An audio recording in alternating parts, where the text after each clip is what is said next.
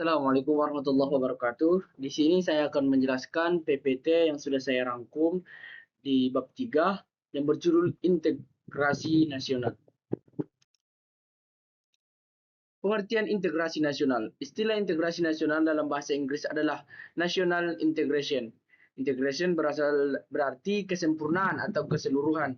Kata ini berasal dari bahasa Latin integer yang berarti utuh atau menyeluruh. Berdasarkan arti etimologisnya itu, integrasi dapat diartikan sebagai pembauran hingga menjadi kesatuan yang utuh atau bulat. Nation artinya bangsa sebagai bentuk persekutuan dari orang-orang yang berbeda latar belakangnya, berada dalam suatu wilayah dan di bawah satu kesatuan politik. Menurut Nurwardani pada tahun 2016. Miron Weiner dan Mayor Weiner dalam Ramlan Sukabakti 2010 membedakan 5 tipe integrasi, yaitu 1. Integrasi bangsa. Integrasi bangsa menunjukkan pada proses penyatuan berbagai kelompok budaya dan sosial dalam satu kesatuan wilayah dan dalam suatu pembentukan identitas nasional. Kedua, integrasi wilayah. Integrasi wilayah menunjukkan pada masalah pembentukan wewenang kekuasaan nasional pusat di atas unit-unit sosial yang lebih kecil yang beranggotakan kelompok-kelompok sosial budaya masyarakat tertentu. Yang ketiga, integrasi nilai.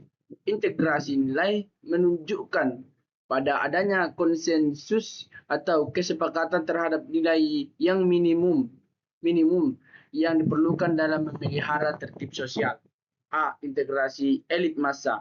Integrasi elit massa menunjukkan pada masalah penghubungan antara pemerintahan negara dengan yang diperintah, mendekatkan perbedaan mengenai aspirasi dan nilai pada kelompok elit dan massa.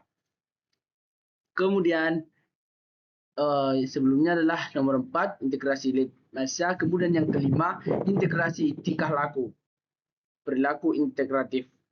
Integrasi tingkah laku atau perilaku integratif menunjukkan pada tingkah laku yang terintegrasi dan yang diterima demi mencapai tujuan bersama.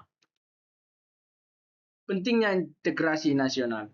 Masyarakat yang terintegrasi dengan baik merupakan harapan bagi setiap negara, sebab integrasi masyarakat merupakan kondisi yang diperlukan bagi negara untuk membangun kejayaan nasional demi mencapai tujuan yang diharapkan.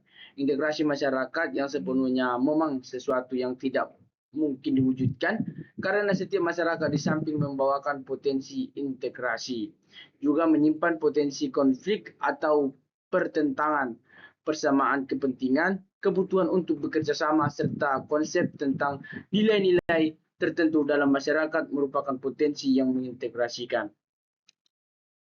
Perkembangan sejarah integrasi di Indonesia. Menurut Suroyo Nurwardani pada tahun 2016, ternyata sejarah menjelaskan bangsa kita sudah mengalami pembangunan integrasi sebelum bernegara Indonesia yang merdeka. Menurutnya, ada 3 model integrasi dalam sejarah perkembangan integrasi di Indonesia, yakni 1. Model integrasi Imperium Majapahit, kedua model integrasi kolonial, dan ketiga model integrasi nasional Indonesia.